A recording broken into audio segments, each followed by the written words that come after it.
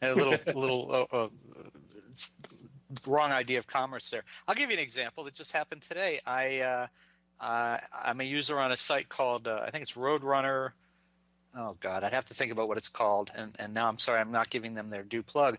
But they sent me an email saying, hey, for the next, I don't know, 24 hours, you can get a free download from a band called Stone Sour. It's SOUR, called Mission Statement. Free download for like the next 48 hours. Follow this link, and I did. And because, I'm part of that community, that Roadrunner community or whatever it's called, I got the free download. I haven't listened to it yet, but I thought, what a great way to, get me interested in their stuff.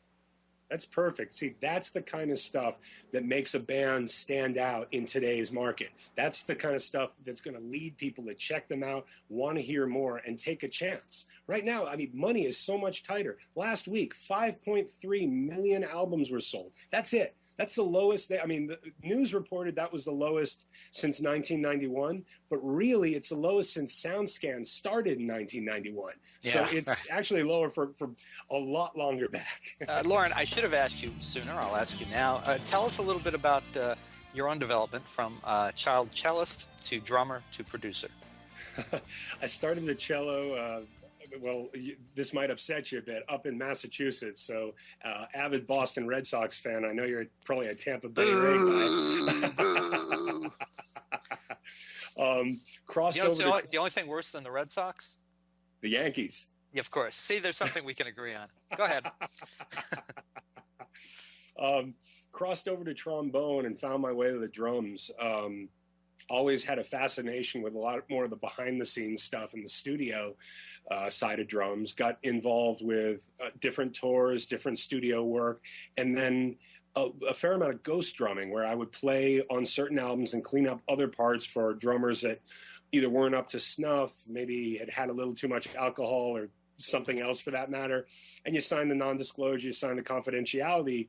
But the beauty of it, and where I come from and where I wrote the book, was seeing a wider spectrum of the music industry as a whole. And I'm not knocking, there are a lot of great books out there, but my experience went from blues to big bands to rap to metal to rock and everywhere in between, and seeing the different ways that things were produced, the different ways that people were spending money, the different ways that people were taking money. And after crossing over to production, the book started actually as a blog, and I was writing articles for artists that I was producing saying, you need to think about this, you need to work on that. Before we get to the studio, you have to take care of this. You need to think about that. It was a collection of things that began to form into a book. And then a number of friends said, this has got to get out for the industry. And, here we are a couple of years later. What, as you're hearing from musicians, as they're seeing the book, hopefully reading the book, not just looking for the pictures, what are you hearing from them in terms of the areas that they're most interested in and most surprised by? A lot of people, the ones that are a little bit more patient and have been through sort of the rigmarole, are starting to understand there is a business element that has to be attended to.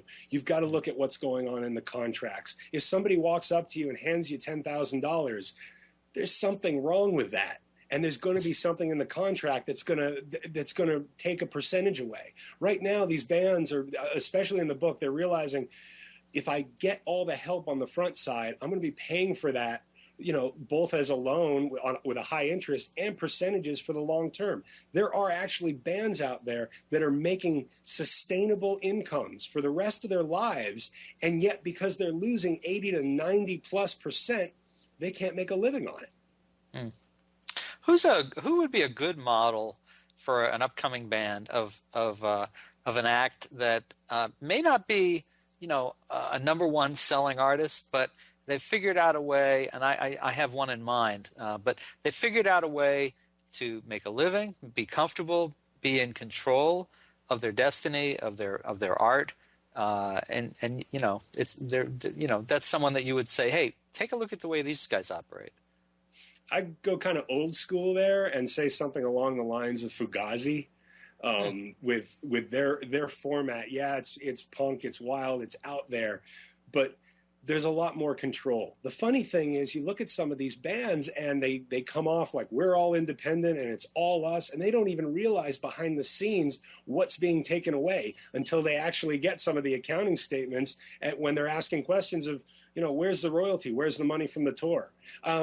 It's hard to pick an exact band of today. There are bands out there, but it's more important for the bands to say, what do I need to do for myself before I hand it off? The biggest thing and the biggest point I make in the book is, think about the average person looking for a record deal. What they're asking for is saying, record me, produce me, mix me, master me, create all of my graphics, create all of my content, set up all my touring, make sure all the accounting is straight, take care of everything, which, in the end ends up being half the time $250,000 investment with a potential no return in 16 months. Now, a band today that says, what can we put together to come to the industry with and potentially go to a label, a publicist, a manager, having all those things in place and ready to go, and then say, we just need distribution, publicity, and maybe some touring support.